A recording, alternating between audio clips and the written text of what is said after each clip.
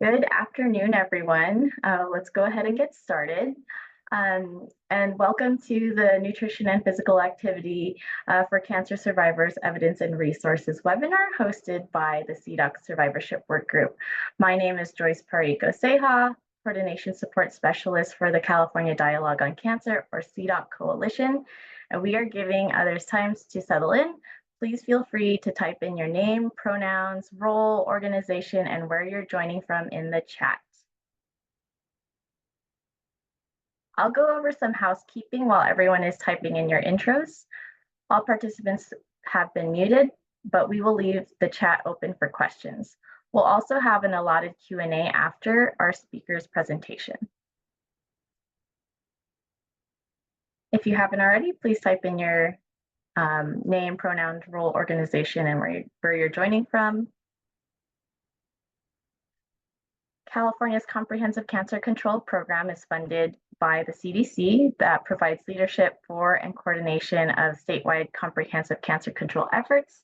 The Comp Cancer is charged with establishing a cancer control coalition, which is the California Dialogue on Cancer, or CDOC. The program is also charged with developing and implementing a state cancer plan.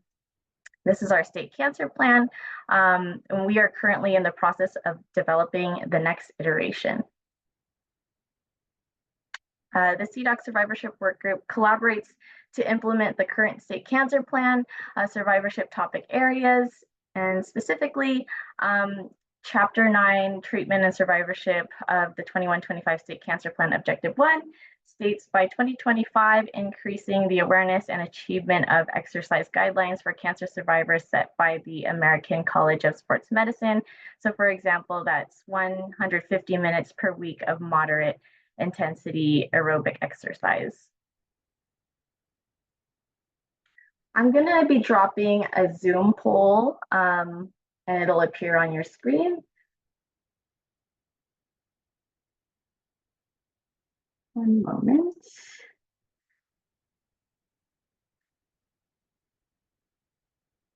Okay, so I've just launched the Zoom poll, which will appear on your screen. The purpose of this poll is to gauge your knowledge on nutrition and physical activity.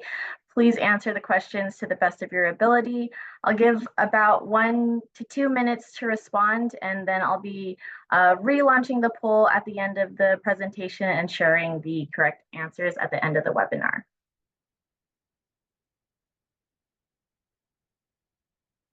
I'm starting to see some answers coming in. Thank you.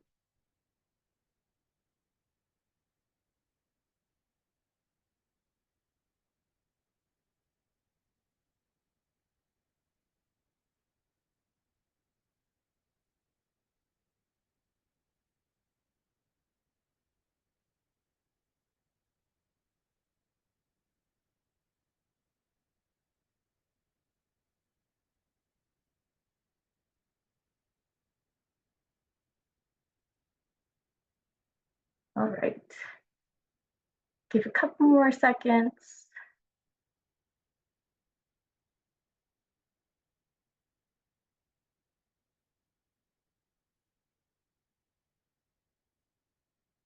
All right, thank you. I'm going to end the Zoom poll. Okay. Thank you so much, everyone. It is my pleasure to introduce to you all our guest speaker, Kristen Sullivan. Kristen is Director of Prevention and Survivorship at the American Cancer Society. In this role, she focuses on reducing cancer risk and improving outcomes for cancer survivors through nutrition and physical activity. This includes working with health systems and other partners to create healthier environments, providing professional education, and developing evidence-based nutrition and physical activity guidelines. Prior to joining ACS, Ms. Sullivan served as a health communications fellow in the Division of Nutrition, Physical Activity, and Obesity at the Centers for Disease Control and Prevention. Ms. Sullivan earned a master's degree in nutrition and public health from Tufts University in Boston and a bachelor's degree in molecular biology from Lahey University in Bethlehem, Pennsylvania. She lives in Decatur, Georgia, with her husband, 2 children, and 2 dogs. Please welcome Kristen Sullivan. Hi, everyone. Thanks so much for having me. Joyce, I think, should I go ahead and share my own screen? Yes. Okay, I will take a minute to do that. Okay.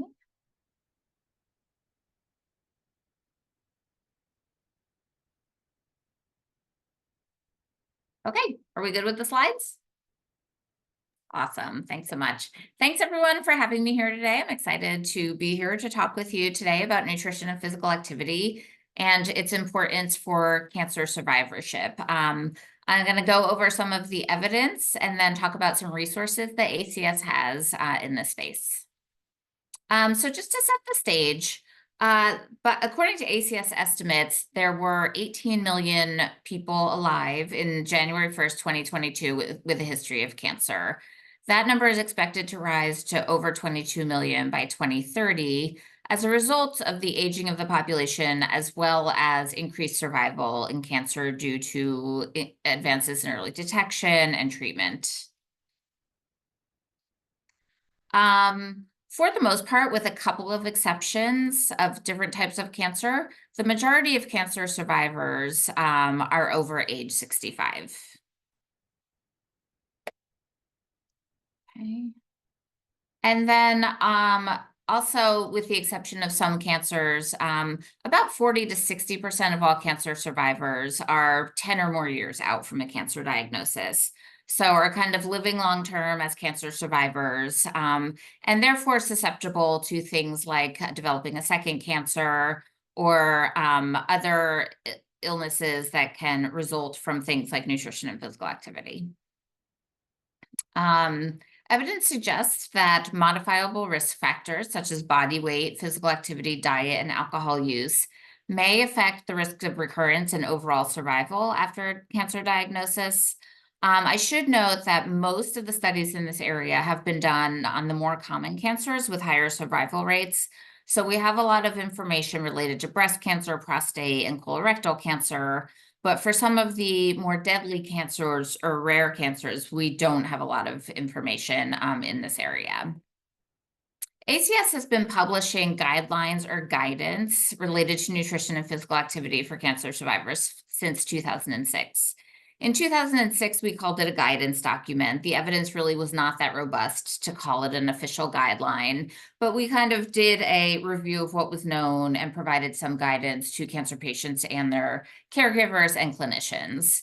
In 2012, the evidence had grown such that we could issue an official guideline related to nutrition and physical activity. And then we updated that guideline in 2022. The purpose of that update was really to determine whether any changes needed to be made based on evidence that had come out since the 2012 guideline, to provide evidence-based lifestyle guidelines specifically around reducing recurrence and mortality and improving survival. And we did also, in those guidelines, in that document, we're able to discuss some other key areas of importance, such as patient-reported outcomes, things like health disparities and health equity, and clinical care coordination. The target audience for our guidelines, the actual guidelines document is a peer-reviewed document that's published in a journal that tends to be primarily for healthcare providers that are caring for cancer survivors. But the information in the guidelines we also use to produce consumer-friendly materials for cancer survivors and their families. We also use this information to inform ACS's programs that we develop, as well as policy to educate the media and to educate and inform our partners. I won't spend too much time on this, but essentially we did a literature review looking at any new research that had been done since the 2012 guidelines.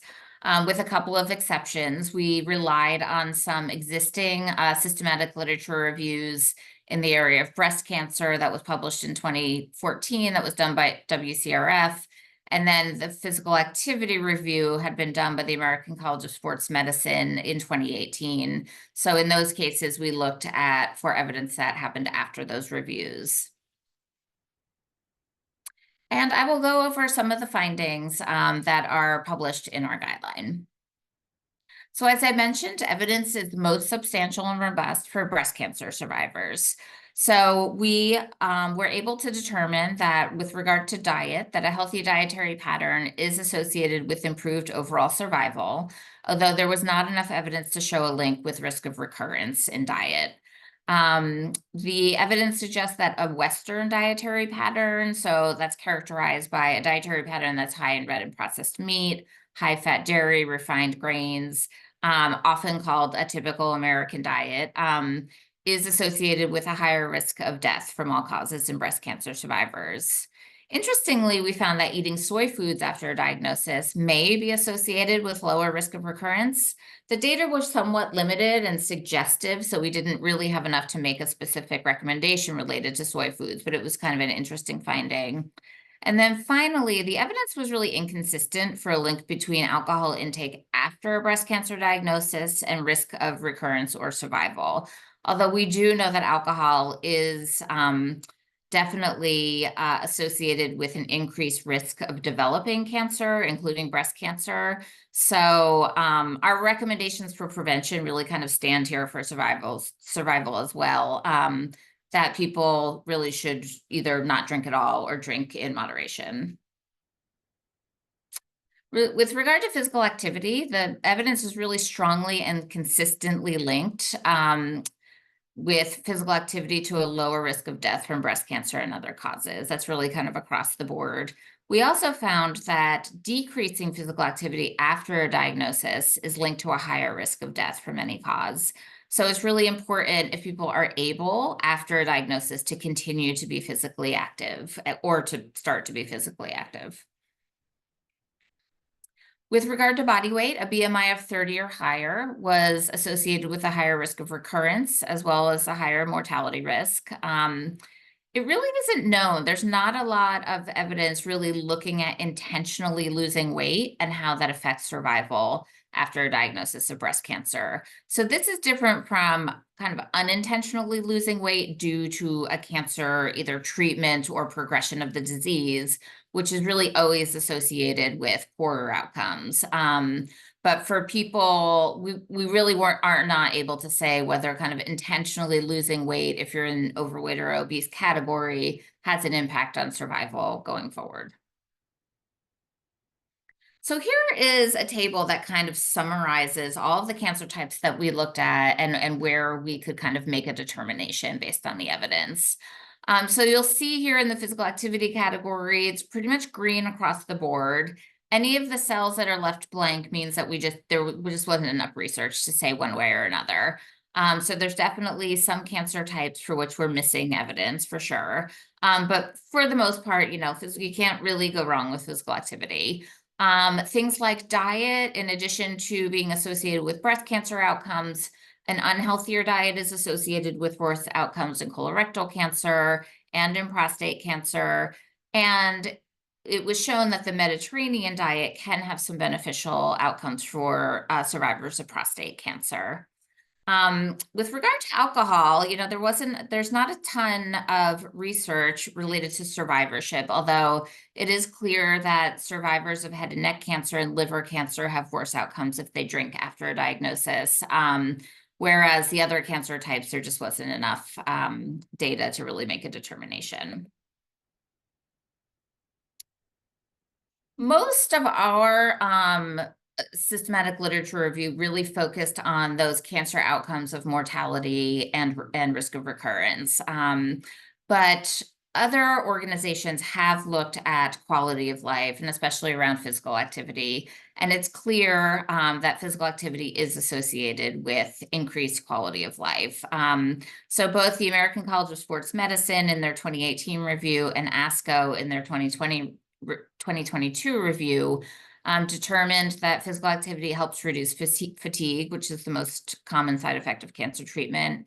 It improves symptoms of depression and anxiety, improves sleep, helps to maintain or improve physical functioning, and can improve the immune system, appetite, muscle strength, and range of motion, all of which are critically important as people are going through cancer treatment and beyond to kind of maintain their overall health. So all of this evidence led to some recommendations. So our recommendations for cancer survivors at the time of diagnosis is that a nutritional assessment and counseling really should begin as soon as possible after a diagnosis. Risk of malnutrition is very high, especially in some cancer types, and we know that that leads to poorer outcomes. So everyone should really be assessed on an ongoing basis for nutrition-related problems that can affect their nutritional status. And we also know that physical activity, including during the active treatment phase, has incredible benefits. So we recommend that physical activity assessment and counseling also begin as soon as possible. For those living with long-term survival and related to long-term health, we recommend that people try to avoid obesity and maintain an increased muscle mass through a combination of diet and physical activity. We recommend regular physical activity. It may depend on, people's phase of their cancer journey or their treatment, the type of treatment they're having, or any sort of side effects they're having. But physical activity should be kind of considered unless there are some extreme cases in which it's contraindicated. We recommend that people generally follow a healthy eating pattern and essentially just follow the general advice of the American Cancer Society guidelines for cancer prevention.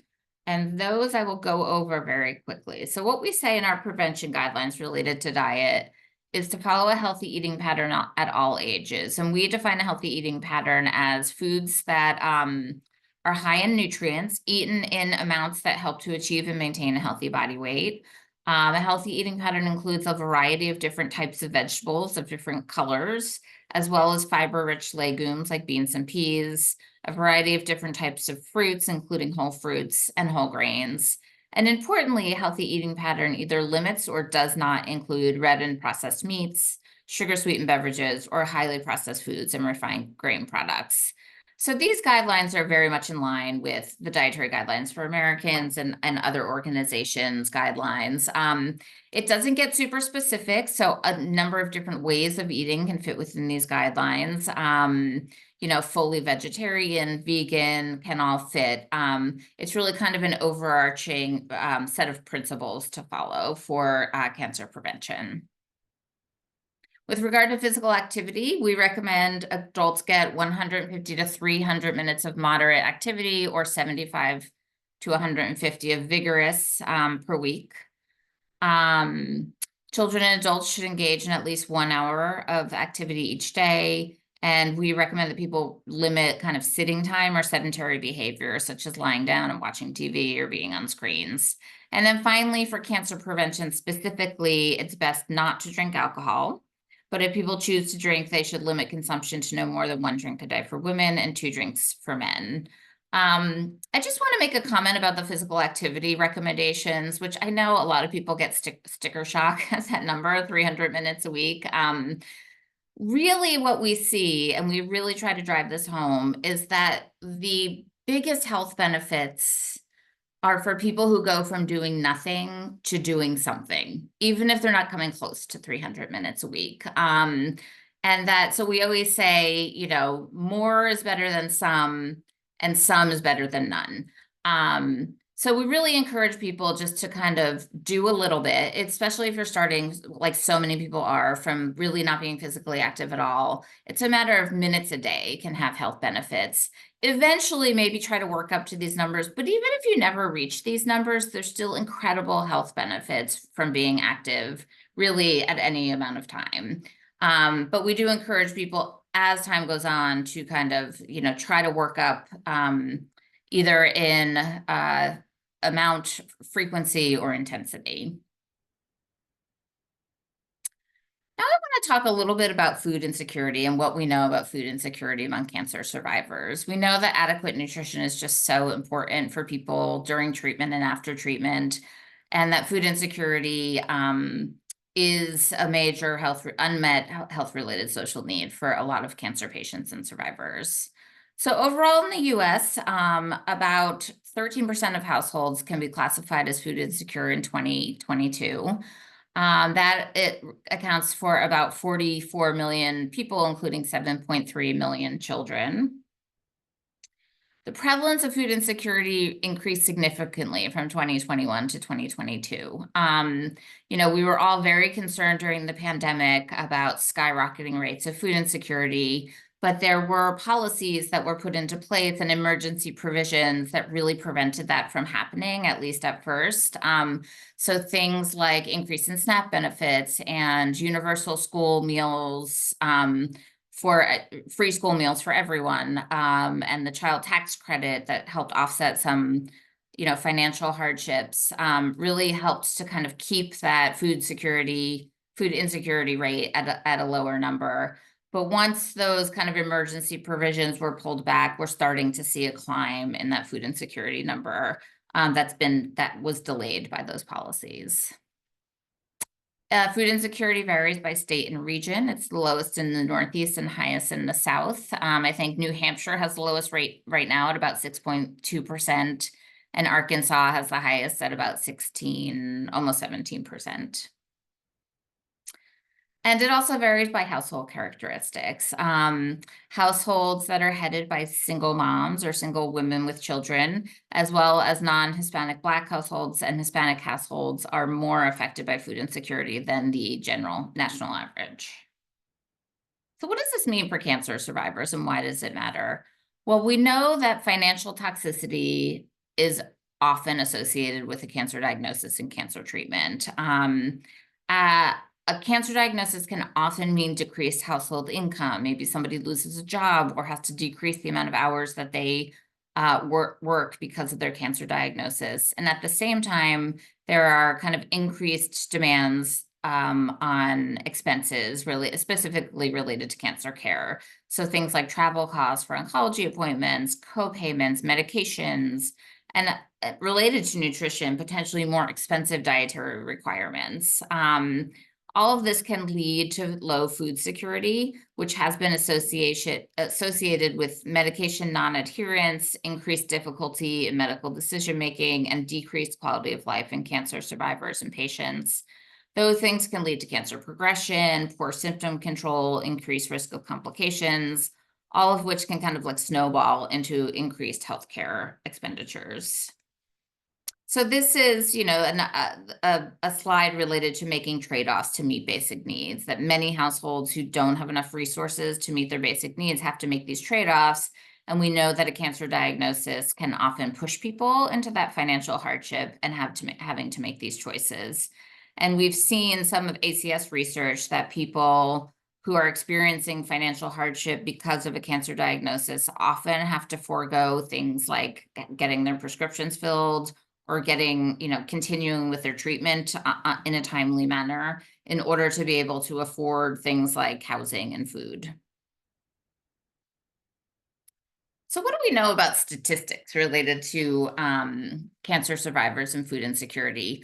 Unlike food insecurity, generally in the population, there's no large surveillance system that looks at food insecurity among cancer survivors. But there are a number of studies that give us kind of a hint of where we are. An ACS study, kind of recent in the last few years, showed that about 27% of younger cancer survivors, 18 to 39, about 15% of middle-age survivors, 40 to 64, and about 6.5% of age 65 plus survivors reported severe to moderate food insecurity. And Haynes data from 2011 to 14 showed about an 8.5% food insecurity rate among cancer survivors. On the other hand, BRFSS data from 2015 showed a food insecurity rate of almost 23% and a 39% increased likelihood of food insecurity among those with cancer. And a study looking at underserved cancer patients in a New York City safety net hospital showed a food insecurity rate of 56% in that population, which was also associated with treatment non-adherence. So given the burden of financial hardship, loss of employment, financial toxicity that we know often happens with a diagnosis of cancer, the food insecurity rate overall among cancer survivors is likely to be higher than the national average of about 12.5%. For people in cancer care, they often are vulnerable to risks associated with inadequate nutrition. So things like immunosuppression, infection, impaired healing. Food insecurity is also associated with poorer health-related quality of life in survivors. It's associated with lower treatment adherence, care delays, cost-related medication underuse. And food insecurity is also associated in some populations with overweight and obesity, which of course increases the risk of cancer, but also can increase the risk of a poorer outcome for people with cancer. So this is just a study that was published a couple of years ago, a randomized control trial looking at interventions in a population of people in cancer treatment. They were randomized to either get access to a food pantry, access to the pantry plus a voucher they could use at local stores, or access to the pantry and home grocery delivery. And there were different levels of things like treatment completion rates, and quality of life improvements based on the arm that people were randomized to. But overall, the most important point is that food security scores really improved significantly in all arms of the study. The conclusion being that all people with cancer should be screened for food insecurity and have evidence-based interventions available to them throughout their treatment. Now I want to talk a little bit about some resources that ACS has available related to some of the topics we just talked about. So the first is a toolkit, Nutrition, Physical Activity, Body Weight, and Cancer Survivorship. And this was done with support from CDC. So this is a 6-part series that really was meant for healthcare teams, that provides information about nutrition, physical activity, and body weight for cancer survivors, and also provides resources that can be used with patients. You know, as we know, many clinicians aren't trained in nutrition or physical activity, and so this is really kind of an educational series to help them kind of understand what the issues are and how they might be able to address them. It was developed for primary care or oncology healthcare teams that are working with survivors during and after treatment, but the content really is appropriate for anyone working with cancer survivors who want to learn more about nutrition and physical activity and provide resources to those survivors. So these are the 6 topic briefs that make up the toolkit. There's an overview of the topic. There's one specific to nutrition, physical activity, body weight and lifestyle change, food insecurity, and then special topics of interest to cancer survivors. So these are topics that our call center often gets asked about. And we also had kind of a panel of advisors for this toolkit who are clinicians, and they gave us some ideas for the types of things they hear from their patients. So these are things like, should I be using marijuana? What about supplements? I've heard that intermittent fasting can help with cancer treatment. So we tried to address some of those hot topics that that cancer patients often have of their clinicians. So this just gives you a sense of what each of the briefs looks like. So there's about probably 3 to 4 pages of content that go through the evidence base, any recommendations that ACS may have. And at the end of each brief, there are resources for providers to learn more, and then resources for patients. So if you're looking for something, somewhere to send your patients or clients of your organization for more information, there's tons of great resources, not only from the American Cancer Society, but from other national organizations as well. A companion piece to this, which was also developed with the CDC funding, was a video series for cancer survivors. And so this is really based on the same topic areas as that toolkit, but it's geared towards the survivor themselves. And these video series are just a few minutes long for each topic. It kind of walks through the information that will be helpful to the survivor. And those videos are available in both English and Spanish. We also have some fact sheets and resources related to food insecurity, related to, you know, food insecurity and obesity, what's the connection with cancer, impact of food insecurity on survivors and caregivers, and then some resources and tips. And then I wanted just to take a minute to mention this relatively new toolkit that we've created. So this is increasing food insecurity efforts across the cancer continuum. And this is a toolkit that was really created specifically for comp cancer coalitions, and really take the lens of how a comp cancer coalition can take action on this topic area. But the actual content in specific areas really is useful in a number of different ways and can go beyond just comp cancer coalitions. So the content is kind of grouped into 4 buckets. There's some content around taking action, and that's pretty specific to comp cancer. It talks about the types of partnerships and kind of non-traditional partners that you might want to be thinking about when trying to work on food insecurity. And then it talks a lot about food security strategies. And this content really is, I think, appropriate for many different types of organizations. So those strategies include things like public education and social media campaigns, how to get more people signed up for SNAP and federal benefits and state benefits, that kind of thing. It also includes strategies that can be done within the healthcare system or in partnership with the healthcare system, and then strategies that are more community-based. So things like mobile farmers markets and community gardens and those types of things. And then it talks a little bit about the importance of data and evaluation, how to use data to decide on a strategy, how to collect data, and how to kind of plan an evaluation and the different types of evaluations. And then finally, there's a section for tips on how to get funding for this work. So I talked about a number of different resources today, and I have all of the links on this slide, and I will, Joyce, I can definitely send these slides and make sure the links are live so people have all of this information at their fingertips. I encourage you to please use these resources as much as you can and want. And I think that's it. So I can take some questions. Thank you so much, Kristen, for sharing your expertise and resources. I will now, I'll share my screen. Just give me one moment. All right. Okay, thank you so much, Kristen, again.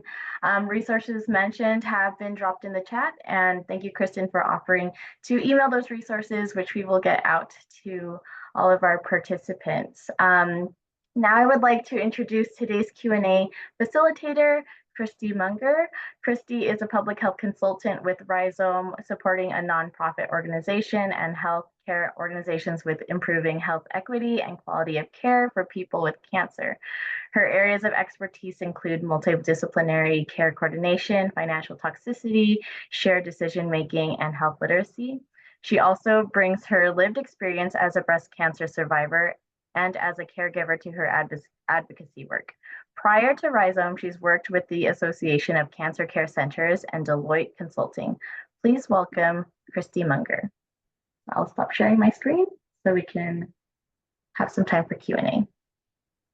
Wonderful. Thank you so much, Joyce, and thank you, Kristen, for such a wonderful presentation and so many really tactical, practical resources that different organizations can use. So if folks have questions, feel free to raise your hand here in the chat or enter your question in the chat and we can facilitate that.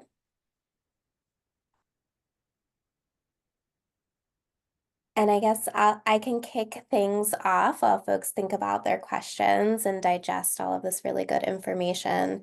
So being a cancer survivor myself, I've been there in terms of going through treatment, experiencing malnutrition, and thinking about what does life look like now? How do I need to make these lifestyle changes? And it's overwhelming, right? Like there's a lot there in terms of, dietary changes, lifestyle changes, the amount of activity that I need to think about incorporating.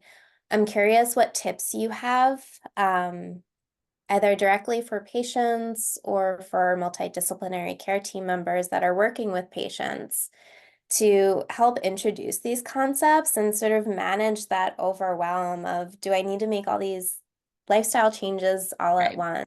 How do I manage that? Yeah, so I think the important thing is, especially like for clinical care teams, when somebody's has just had a diagnosis and is going through treatment, I would say like the number one thing is avoiding malnutrition. So there are some, and it really depends on cancer type. It depends on every person. But you know, I think the emphasis should be on really making sure that each patient is not, you know, at high risk of malnutrition or experiencing malnutrition, because that's just associated with such poorer outcomes. So if a person is like, you know, I know I should be eating fruits and vegetables, but the only thing I could possibly stomach is ice cream, then like, that's great. You know? So, you know, I think the emphasis really needs to be on keeping up, you know, the appropriate nutrients and keeping up kind of preventing unintentional weight loss and muscle loss. So, you know, whatever way that kind of works for people in treatment, I think is fine. I think as people, as you said, kind of start to come back to, you know, life and start thinking about like, okay, what changes do I need to make? You know, I think it's important just to make small changes. Like we always, you know, tell people, especially with physical activity, you know, it's so incredibly important for our health in so many ways. And really you can start very, very small. Like I almost like I hesitate to even present our recommendations because they seem so intimidating, I think, to a lot of people. And when I do talks that are specifically on physical activity, I show another slide that shows the health benefit and the mortality decline when people go from doing no activity to a little bit of activity. Like it's literally the biggest gain in health. So I think it's just important to remember, like if that 300 minutes a week is making you say like, oh God, no way, I'll never be able to do that. Like, what about 10 minutes a day? And it doesn't have to be vigorous. You know, we have programs. We're partnering with a group called the Maple Tree Cancer Alliance, who provides exercise oncology programs. And really what we're trying to have people understand is that like exercise can look like sitting in a chair and doing movement if that's what you have the strength for at the time. So, you know, it does not have to be running a marathon or doing CrossFit or anything like that. So I think that's just important, that really any movement, and we don't even have to call it exercise if we don't want to, is super important for people's health. And then, you know, as people start to feel better and get their appetite back and not have nutrition related side effects, to just think about small changes related to, you know, like incorporating more fruits and vegetables and that kind of thing. Kind of plant forward diets, doesn't have to be completely vegetarian. But you know, the main source of your diet, if it were kind of plant-based, would be a good place to start. Great. Thank you, Kristen, for that. We do have a question from Angela. Do you think that as soon as a patient receives a cancer diagnosis, they should receive a referral to a nutrition and physical activity class or dietitian or physical therapist, along with all of the other referrals, like surgery and oncology? So really Yeah. thinking about like the supportive care in addition to the Right. I mean, that would be an ideal state, right? Is that things like working with a dietitian or a physical therapist or an exercise oncology professional is thought of immediately and takes as much kind of prominence as the rest of a treatment plan. You know, it's probably not super realistic at this point, although we're like working to try to make it more of a standard of care. But I think, you know, keeping an eye on doing malnutrition screening often, and anyone who has any issues with nutrition during their treatment should receive that referral to a dietitian. Part of the problem is that oncology dietitians are so few and far between. There was a recent survey that showed there was only one oncology dietitian for every 2,300 patients. So it's probably at this stage, like not super realistic that every cancer patient can get dietetic counseling with a dietitian. But if that is available in your system or your health center, definitely something that should be, you know, thought of kind of at the time of diagnosis.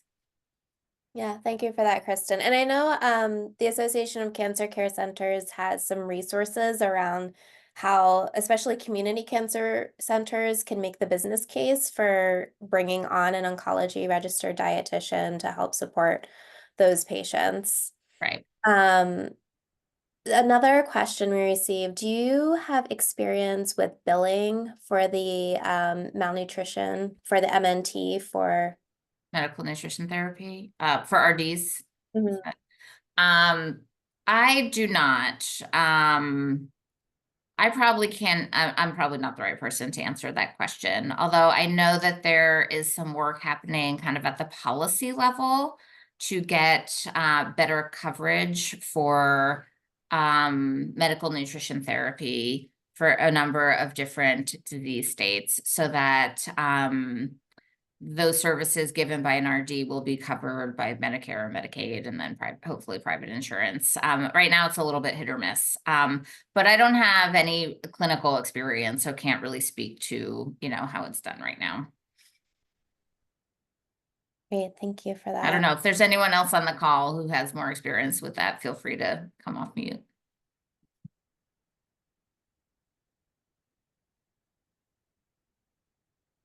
Great. Well, maybe we can follow up if anybody has other resources that they can share about that. Right.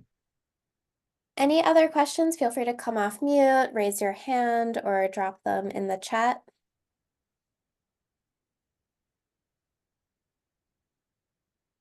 I'm curious if you have recommendations for any specific like malnutrition or food insecurity screening tools that organizations can incorporate. Yeah, so there are, I'm not sure if we cover, I don't think that we cover validated tools in that toolkit, but for food insecurity screening, there is a 2-question validated tool called the Hunger Vital Sign that is often used in clinical settings. It's been validated in pediatrics and in primary care, I think, or with adults. And so that's, a 2-question screener that's really easy to administer. I know there are a number of groups working on validating nutrition insecurity questions as well. So food insecurity is more about quantity. There's a movement to kind of also think about the quality of that food as well, and related to nutrition insecurity. So there are the Gretchen Swanson, you know what, they just rebranded. They used to be called the Gretchen Swanson Center for Nutrition, and I think if you look them up, you'll still get there. They've rebranded to a new name. They have a number of validated tools on their site, including a 1-question nutrition security screener. So that's also an option. And then there are a number of malnutrition screening tools that are validated and out there for use as well. Great, thank you. And just confirming the name of the tool that you mentioned, Hunger Vital Signs. It's called Hunger Vital Sign, yeah. Wonderful. I have a question. This is Kimlin Ashing from City of Hope. Hi. Hi. Hi, Kristen. Thank you so very much. Amazing and very, very useful. So any thoughts about nutrition and atrophy, which kind of happens with older age, but cancer could make that happen faster? And it's a multi-pronged set of questions. Culturally responsive nutrition beliefs and practices, and how that could be addressed in making food recommendations. And are there any ethnic-specific resources for cancer patients regarding food and physical activity, actually, but especially the food? Yeah. So with regard to atrophy, so I think, part of why we recommend nutrition screening at the time of diagnosis, and then throughout the cancer treatment time, is to kind of like catch that as early as possible. There are other things that go into, kind of loss of muscle mass and that kind of thing, that aren't just like nutrition related, but we do recommend, that anyone who is having nutrition issues, that they be referred to someone who can help with that. And, to try to maintain lean muscle mass through physical activity as well. So that can be helpful. But there are, other, I think that's from kind of preventing those things from happening. I think once there is kind of significant muscle loss and weight loss, it's more of there's more like clinical things that need to happen to really kind of address that. And I think you're right. I mean, I think, that people's cultural and ethnic preferences related to nutrition really need to be considered. I am not aware of any resources specific to nutrition in that area. I'm sure they exist, and I'm sure I can find them, but off the top of my head, I don't have any to recommend right now. Thank you, Kristen. We have another question that came in. Some patients facing financial difficulties post-treatment or living in food deserts might not have many options available to them, or may not feel like they have options for their nutrition. And do you have any advice on guiding these patients? Yeah. I mean, I would say to kind of look into other community-based resources that may be there. So things like food banks, and even it really depends on insurance, but some private insurance actually does provide for like medically tailored meal delivery or produce prescription. It's hit or miss because it's not like mandated. But there are some private insurance companies and some Medicare Advantage companies that do offer those as benefits. So that's worth looking into. But I think, trying to find, and this is where kind of like non-traditional partners might come into play. There are a number throughout the country of medically tailored meal providers who provide meals to people with chronic diseases or acute diseases. And they typically, I mean, they really started during the time of AIDS to kind of provide food for people who were essentially being ostracized by their community, and have now transitioned to many other chronic diseases. But I think they're more thought of related to things like diabetes and cardiovascular risk. But, looking into whether those types of things are available in your community is definitely worth it. And then there's, there are for-profit companies that are kind of getting into the game of essentially operationalizing like produce prescription programs and things like that. So like Instacart, for instance, has part of their company that usually works with health systems or with health insurance companies to basically provide to be able to deliver produce prescription programs. And Instacart, I think, really kind of covers almost 90% of the country. So if people live in food deserts, there may be some sort of delivery option that is a benefit that either may come through their insurance, or maybe a health system locally has some sort of food as medicine type program like that. And of course, food banks are doing a really great job, and food pantries are doing a really great job of trying to offer healthier options and do a lot of nutrition education as well. Absolutely. Thank you. Another comment, thanking you for that response, and would love to hear more about your work and current projects on exercise with the Maple Tree Cancer Alliance. Oh, yeah. So one thing that we're doing with Maple Tree, and this is a pilot, is I don't know if people on this call would be familiar with the American Cancer Society Hope Lodges, but these are places, there's 31, I think, throughout the country now.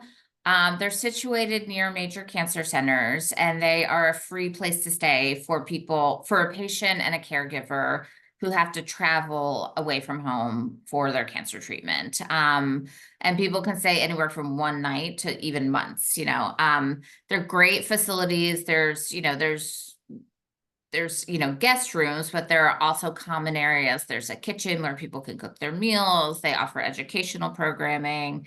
They're really just amazing facilities. So what we're piloting in a couple of those facilities is trying to recruit guests of Hope Lodge to take part in the Maple Tree Cancer Alliance program. They have a virtual program that they offer. It's 12 weeks long. And so we're working with Maple Tree to offer that as a benefit to our guests, and then kind of collect data on how they like the program. Did it help them with quality of life, that kind of thing. So that's our work with Maple Tree right now. Great, thank you for sharing that. Any other questions? While people think about maybe their final questions, they might want to ask. I did want to comment, I love the toolkits and the briefs that you shared. I think they're just such like practical resources that cancer programs can implement, even those that are not maybe as well resourced as a large academic program. I'm curious what tips or advice you have for a clinician that's taking a look at these guides and just wants to know where to get started, even if their specialty is not exercise and nutrition.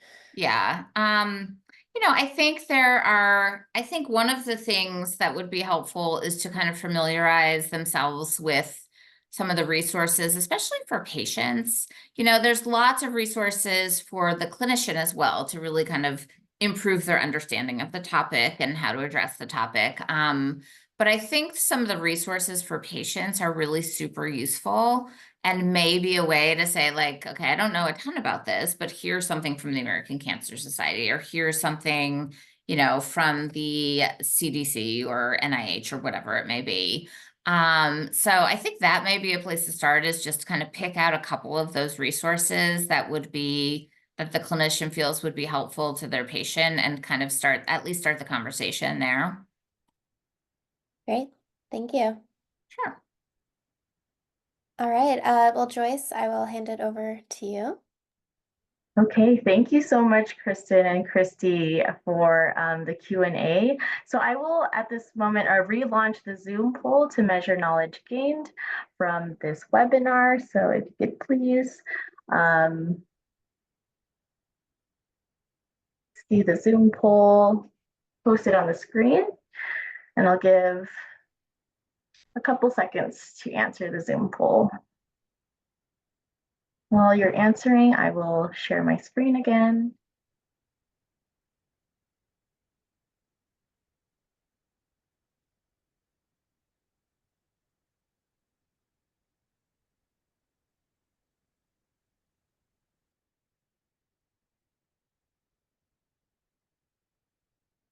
I see quite some answers rolling in. Thank you so much, everybody.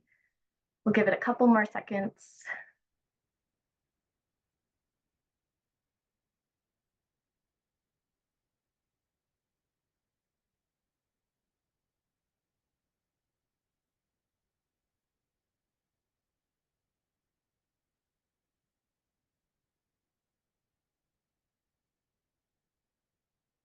Okay, so I'm just going to end the poll now and share some results. Thank you, everybody. And so I'm just going to share the answers as well on the screen. And so I just want to challenge everyone, please post in the Zoom chat one thing that you learned from today's webinar, from Kristen's wonderful presentation, and something that you aim to implement in your organization. You may also leave your goals in the brief evaluation that will be dropped in the chat.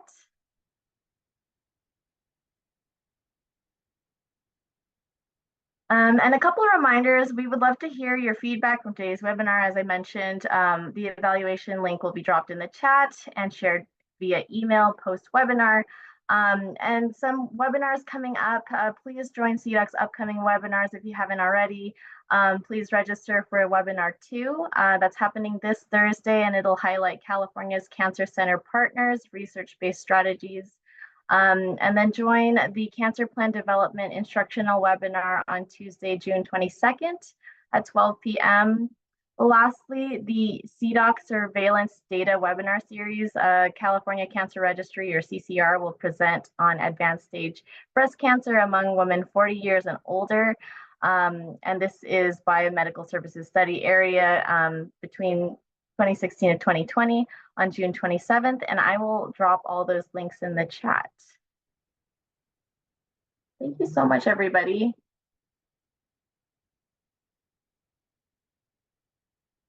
Thank you, everyone, and have a great rest of your day. Thank you.